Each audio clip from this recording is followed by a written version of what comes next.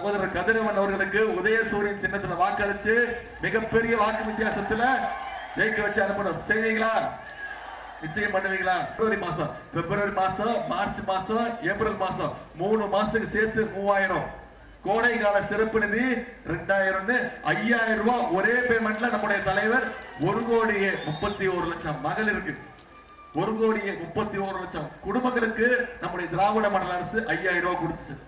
முதலமைச்சர் காலையில 6:30 மணிக்கு எல்லா அக்கௌண்ட்லயும் போட்டுட்டாரு. கரெக்டா? 9 மணிக்கு நீங்க எல்லாம் போய் பேங்க்ல எடுத்துட்டீங்க. என்ன காரணம்? ஏன்னா மோடி அரசு மேல உங்களுக்கு அவ்வளவு நம்பிக்கை. பேங்க்ல மினிமம் பேலன்ஸ் இல்லைன்னு மோடி இந்த பணத்தையும் உருவி விட்டுருவாரு. நம்ம பணத்தை நம்ம முதலமைச்சர் நம்ம அண்ணன் உங்களுக்கு நமக்கு கொடுத்தத மோடி பிடிக்கிற போறாத பயத்துல நீங்க போய் எடுத்துட்டீங்க. நம்முடைய தமிழ்நாட்டுக்கு ஒன்றிய அரசு, ஒன்றிய பாஜக அரசு ஏதாவது நிதி உதவி கொடுக்கறாங்களா? நம்ம கேட்கிற உதவி, நம்ம கேட்கிற நிதியை கொடுக்கறாங்கன்னா கொடுக்கறது கிடையாது. எந்த திட்டமும் தமிழ்நாடு கிடையாது. இப்ப தேர்தல் வந்துருச்சுன்னு பிரதமர் திரு மோடி அவர்களும் அமித்ஷா அவர்களும் மாறி மாறி தமிழ்நாட்டுக்கு வராங்க. அவங்க 2 பேரும் தான் வராங்க. தமிழ்நாட்டுக்கு எந்த திட்டமும் வரல, எந்த நிதியும் வரல. சொல்ல போனா பட்ஜெட்ல, ஒன்றிய அரசோட பட்ஜெட்ல தமிழ்நாட்டுக்கு எந்த திட்டமும் இல்ல, நிதியும் கிடையாது. நிதி விடுங்க, பட்ஜெட்ல தமிழ்நாடுங்கிற பேரே இல்ல. பிஜேபிய நம்ம நேரடியா தமிழ்நாட்டுக்குள்ள நுழைய விட மாட்டோம்னு அவங்களுக்கு தெரியும். அதனாலதான் இன்னைக்கு அதிமுகங்கிற போர்வையை போட்டுக்கிட்டு திருட்டுத்தனமா குறுக்கு வழியில உள்ள வர முயற்சிக்கிறாங்க. இந்த முறை 10 தோல்வி பழனிசாமிய மொத்தமா முடிச்சு மொத்த தோல்வி பழனிசாமியா வீட்டுக்கு அனுப்ப வேண்டிய தேர்தல். சமீபத்தில் 4 நாட்களுக்கு முன்பு எதிர்கட்சி தலைவர் திரு எடப்பாடி பழனிசாமி அவர்கள் இதே பரமக்குடிக்கு வந்திருந்தார். தெரியுமா உங்களுக்கு? வந்து பிரச்சாரத்தில் ஈடுபட்டார். என்ன தெரியுமா சொன்னாரு? உதயநிதி என்ன ரொம்ப திட்டுறாரு, என்ன ரொம்ப தரக்குறைவா பேசுறாரு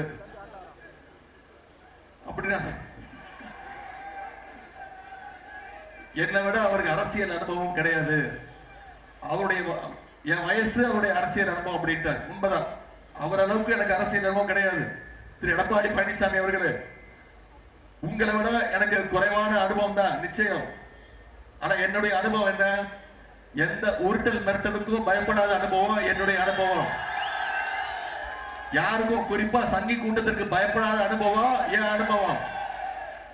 எப்போதுமே சுயமரியாதையோடு இருக்கக்கூடிய அனுபவம் என் அனுபவம். என்னைக்குமே மக்களோடு மக்களா நிற்கக்கூடிய அனுபவம் என் அனுபவம். இதெல்லாம் என் அனுபவம். உங்க அனுபவம் என்ன?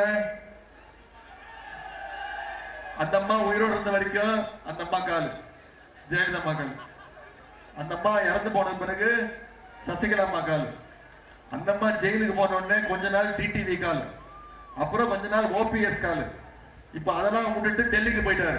அமித்ஷா காலு, மோடி கால விழுந்து கிடக்கிற அனுபவம் அவரோட அனுபவம். அது மட்டும் இல்ல, அவர் யார் யார் காலெல்லாம் விழுந்தாரோ எல்லா காலையும் வாரி விட்டுருக்கிறாரு. அதுதான் அவருடைய அனுபவம்.